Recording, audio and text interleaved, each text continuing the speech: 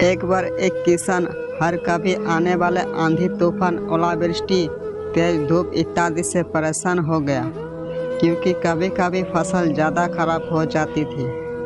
इसलिए वो परेशान होकर भगवान से शिकायत करने लगा। किसान बोला, अब भगवान तो है, लेकिन फसल को कब क्या चाहिए इसकी जानकारी नहीं है।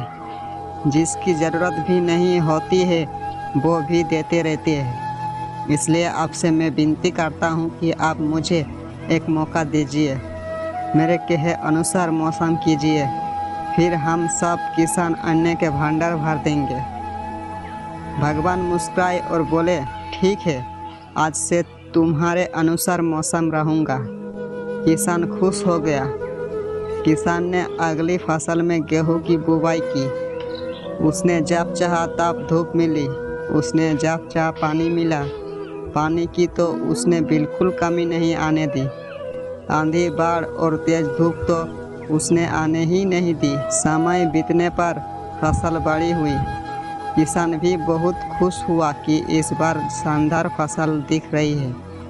किसान ने मन ही मन सोचा कि भगवान को अब पता चलेगा कि अच्छी फसल के लिए क्या क्या ज़रूरी है। फालतू में ही किसान को परेशान करते रहते हैं। किसान फसल काटने के लिए खेत पहुंचा।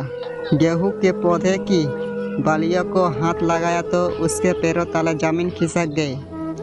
उसने देखा कि किसी भी पौधे की बालियों में एक भी दाना नहीं था। किसान दुखी हो गया और बोला, हे भगवान, ऐसा क्यों हुआ? क्योंकि मैंने तो सब कुछ सही किया और सही समय पर किया। इस बार भगवान बोले, हे प्रिय किसान, ऐसा तो होना ही था, क्योंकि तुमने इन पौधे को बिल्कुल भी संघर्ष नहीं करने दिया।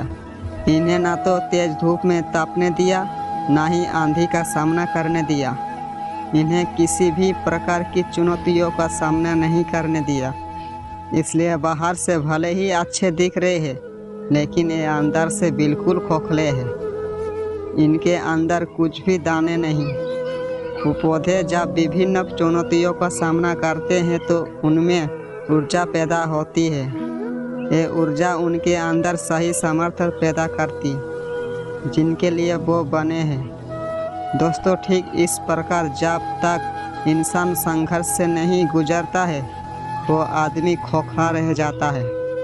जीवन की चुनौतियों ही उसके लिए उन्नति के नए रास्ते खोल देती है और आदमी को मजबूत और प्रतिभाशाली बनाती है। इसलिए आपके भी जीवन में मुसीबतों या चुनौतियों आई है तो घबराना मत। ये आपको बिखरने के लिए नहीं, निखारने के लिए आए हैं।